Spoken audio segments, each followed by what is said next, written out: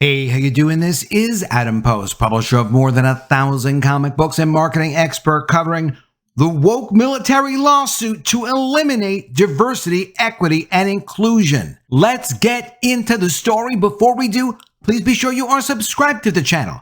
Click the bell for notifications. Give me a thumbs up. I really appreciate you guys. The team who took down affirmative action at the Supreme Court, giving Harvard a huge loss, according to the Harvard Crimson, a huge blow. Harvard faculty dismayed with affirmative action ruling. That same team is now taking on the woke diversity, equity, and inclusion at the legendary West Point Military Academy. These guys never give up on trying to make America the America that it's supposed to be. A fair place where everybody has the same opportunity. Coming from the Epic Times, after affirmative action win over Harvard, group takes on West Point. Students for Fair Admissions has a steeper hill to climb at the Supreme Court as it tries to overturn the military's diversity, equity, and inclusion policies. The group that triumphed in a landmark Supreme Court case that struck down affirmative action policies at Harvard University earlier this year hopes to build on the victory with a lawsuit targeting similar policies at the U.S. Military Academy at West Point. Students for Fair Admission filed the lawsuit on September 19, 2023 with high hopes, but the organization has strayed into a legal and political minefield as the Academy and the Biden administration try to block the lawsuit on the grounds that an institution training military officers isn't subject to the same rules as private universities and that diversity, equity, and inclusion policies help rather than hinder effectiveness in combat. Well, of course, on the face of it, it's a ridiculous statement that diversity, equity, and inclusion policies that create division among people serving in the military at all levels could possibly be good for the military or for military readiness. But that's their position. And if anyone can take them down, it's this guy, Edward Blum. Largely as a result of the perceived disparity between those standards that apply to private colleges and universities and those applicable to entities under federal oversight, the SFFA faces one of the most formidable legal challenges, the outcome of which will have implications for every school and academy in the nation. Already, their Supreme Court win getting rid of affirmative action as a consideration for college application acceptance has not just affected colleges nationwide, but has also caused a rollback in diversity, equity, and inclusion programs throughout private industry, including public companies and private companies, when it comes to hiring and promotion opportunities. It's still out there. There are still many more lawsuits and corrections to be made. But the affirmative action lawsuit with Harvard had a massive impact on stopping the momentum of the woke DEI agenda. Since Joe Biden took office, a marked cultural shift has been underway in virtually all branches of the military. The Biden administration has forced through policies that promote DEI at the expense of the traditional criteria of combat readiness and the minimization of U.S. casualties, experts have told the Epic Times. Biden has revised rules put in place by the Obama administration to remake the military even more boldly in accordance with DEI principles and has relied on executive orders, often without any public discussion or comment, to force through his sick agenda. In December 2022, revisions to the Obama-era Department of Defense Instruction 1328 altered official DoD vocabulary regarding transgender recruits, made officers more directly liable for perceived offenses against such persons, and gave official approval to cross-dressing on military bases, among other changes. Biden's general DEI stance makes the FFA litigation one of the most impactful lawsuits so far undertaken against a military institution in modern history. DoD officials and representatives for West Point didn't respond to a request for comment. From triumph to trial, the Supreme Court handed down its ruling on June 29th in the closely watched legal case of the Students for Fair Admissions versus President and Fellows of Harvard College, finding that affirmative action policies at Harvard violated Title VI of the Civil Rights Act of 1964. The court issued a similar ruling in the matter of Students for Fair Admissions versus University of North Carolina on the same day. In a footnote to its opinion in the Harvard case, the majority explained that its ruling didn't apply to military institutions such as West Point, stating that no military academies were a party in the case. So because West Point and any other military academy wasn't also sued in the case, the Supreme Court made a specific point to say this does not apply to military academies because that question was never put in front of them. The court acknowledged a U.S. government brief that contended that race-based admissions programs further compelling interest at our nation's military academies. SFFA's founder, Edward Blum, now sees an opportunity to redress what he sees as a glaring omission in the Supreme Court's June rulings. Quote, the SFFA cases have energized the legal community to challenge long-standing policies that have always been illegal. That is happening especially in the employment area, he told the Epoch Times. In the case of West Point, the legal issues are fundamentally the same, Mr. Blum believes, as is the opposing argument from those who want to preserve affirmative action. Quote, it is the same failed argument that the government made about leadership and diversity in the Harvard and UNC cases, he told the Epoch Times. But West Point and the Biden administration don't see matters that way. In a November 22nd memorandum filed in the U.S. District Court for the Southern District of New York, U.S. Attorney Damian Williams and colleagues set forth a number of defenses of West Point's admissions policies. They charge that the plaintiff, in extending the reasoning from the Harvard and UNC cases to this one, quote, ignores critical differences between civilian and military universities and has failed to establish legal standing to weigh in on the matter that falls under federal jurisdiction. The government lawyers also argue that the Army's operational interests require the training of officers who can build a cohesive rapport with subordinates, and that in an increasing diverse nation, that goal isn't achievable without affirmative action. But it isn't clear if arguments in court will even get far enough to consider that last issue, clearing the standing bar.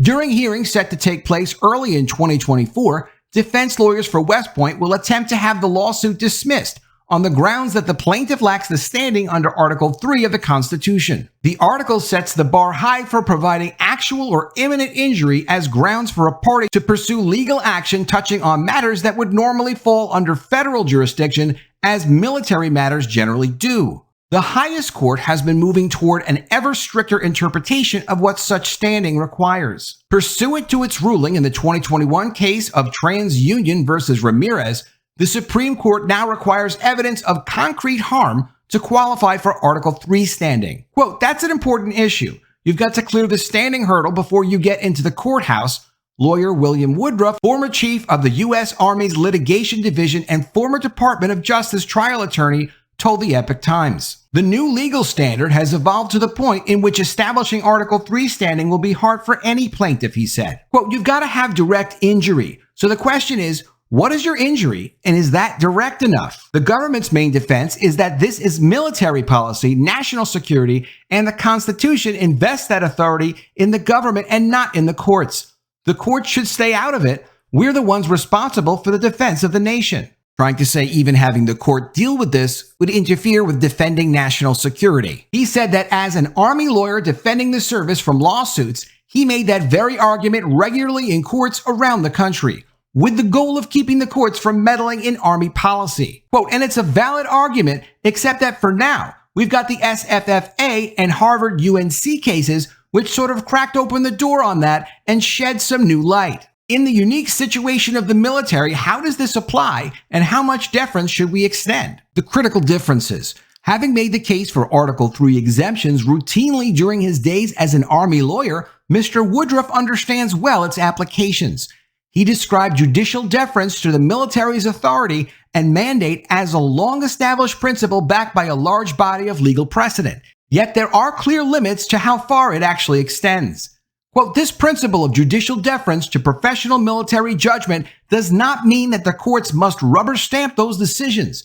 It doesn't mean that the Constitution doesn't apply to the military. And it does not mean that the military is free to ignore constitutional rights, privileges, and protections, Mr. Woodruff said. And that's exactly what this lawsuit is all about. You can't do DEI, woke, affirmative action things throughout the organization of the military, but specifically here, you can't use it in the application process to only allow certain people in, but not other people in based on their gender or skin color, as opposed to based on their merit. A proper understanding of Article 3 and the exemptions that flow from it requires any court to give careful consideration to how the Constitution divides authority among the branches of government, he said. Just because the military may be broadly free to set its own policies without giving other branches a say in its decisions, that doesn't mean that the military is free to violate citizens' most basic rights. Quote, when a fundamental right, like the right to be free from racial discrimination, is involved, the scope of judicial review must consider the unique role and mission of the military in determining how that right applies. It does not mean that the court must accept the military's justification without proof or scrutiny. Even when considering the potential distinct interests of service academies as opposed to private universities,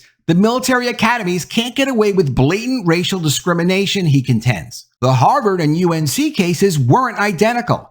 As a private university, Harvard had to comply with Title VI's barring of racial discrimination, while UNC, a public school, was subject to Title VI as well as the 14th Amendment's Equal Protection Clause, according to Woodruff. Title VI and the Equal Protection Clause don't apply to a federal entity such as the U.S. Military Academy, he said. But the Supreme Court has found that the Fifth Amendment's Due Process Clause is coextensive with the 14th Amendment's Equal Protection provision, and the Fifth Amendment very much applies to federal agencies and organizations. Quote, thus the technical source of the law applicable to USMA, Harvard, and UNC differs, but the substance is the same. USMA is subject to constitutional equal protection principles, Mr. Woodruff said. And as part of this overall consideration, there is the infamy of the Korematsu case. The Supreme Court has explicitly acknowledged the folly of allowing the military to conduct itself however it wants